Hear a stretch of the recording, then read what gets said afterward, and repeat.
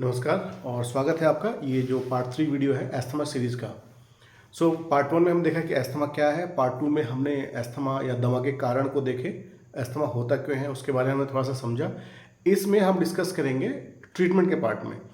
जिन्होंने यदि part 1 part 2 video यदि देखा है तो उनको ये पता अभी तक चल गया होगा कि एस्थमा की जो डिजीज़ है एक तरीके की जो है इन्फ्लेमेशन है, सूजन आ जाती है।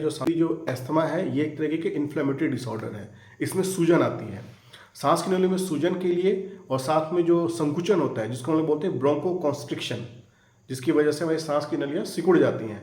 तो अब हम वो दवाई इस्तेमाल करेंगे जो दो चीज़ों को टारगेट करे, एक जो सूजन कम करे और दूसरा जो संकुचन हो रखा है, जो सांस की नलियाँ जो सिकड़ी हुई हैं उनको खोलने का प्रयास करें। तो जब सांस की नलियाँ जो सिकुड़ी हुई रहती हैं, ये सांस की नलियाँ हमारे इस तरह समझें तो ये बिल्कुल ऐसे सिकुड़ के छोटी सी हो जाती हैं, संकुचन हो जाता है। और जब हम दवाई देते हैं तो ये क्या होती है, डायलेट हो जाती हैं, ये कुछ बड़ी हो जाएंगी जिससे हमें सांस लेने में आसानी होती है।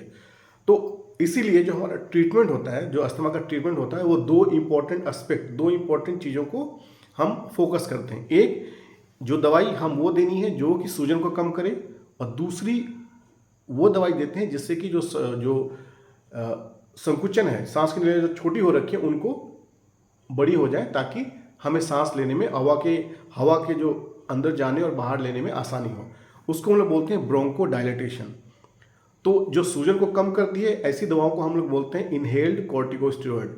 ये स्टेरॉइड होते हैं जो कि बहुत ही सूक्ष्म मात्रा में इनहेलेशन के थ्रू, जो पंप होता है या ड्राई पाउडर इनहेलर जो लोग बोलते हैं, उसमें कई बार कैप्सूल आते हैं, उनको हम सीधे सांस की नलियों तक पहुंचाते हैं, जिससे वहाँ सांस की नलियों में जो सूजन है उसको कम करता है। और दूसरी कैटेगरी की दवाइयाँ हैं जिनको हम लोग बोलते हैं ब्रोंको डायलेटर। वो क्या करते हैं कि जो हमारी सांस की नलियों को डायलेट करती हैं, जो कि सिकुड़न की वजह से पतली हो चुकी है, उनको डायलेट करके हवा के सांस लेना और छोड़ना हमें आसान बनाती हैं।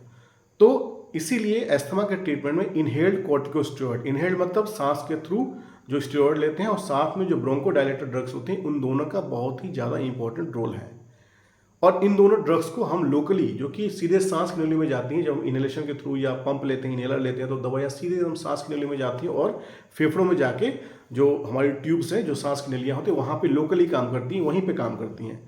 अब अच्छी बात यह है कि इनहेलर की जो दवाइयाँ हैं ये चूँकि यहीं पे जाके काम करती हैं और बॉडी में कहीं जाती हैं, तो इनके साइड इफेक्ट बहुत ही कम, ऑलमोस्ट ना के बराबर होते हैं। कोई साइड इफेक्ट इनहेलर्स के नहीं है। लेकिन है क्या कि हमारे समाज में हम लोग देखते हैं, कई सारे पेशेंट हमसे पूछते हैं कि इनहेलर की आदत लग जाएगी, इनहेलर हम इस्तेमाल नहीं करना चाहते हैं। इनहेलर को लेके बहुत सारे मिथक, बहुत सारे फॉल्स इन्फॉर्मेशन मिथक हैं। जो फॉल्स इन्फॉर्मेशन है उनको 1 बाय 1 क्वेश्चंस में हम उसको डिस्कस करेंगे, उसको हम डीबंक करेंगे। उन जो मिथक हैं उन मिथक को हम उसको प्रूफ करेंगे कि ये गलत है, क्या सही है, क्या गलत है, इनहेलर लेना चाहिए, नहीं लेना चाहिए। अगले वीडियो में हम सारे उस फैक्ट्स को उस क्वेश्चन आंसर्स के फॉर्म में उसको हम एक्सप्लेन करेंगे और उसको समझेंगे। बट याद रखिए, एस्थमा के लिए एक ही यदि हमें स्लोगन याद रखना है, एक ही नारा याद रखना है, दैट इज इनहेलर है सही।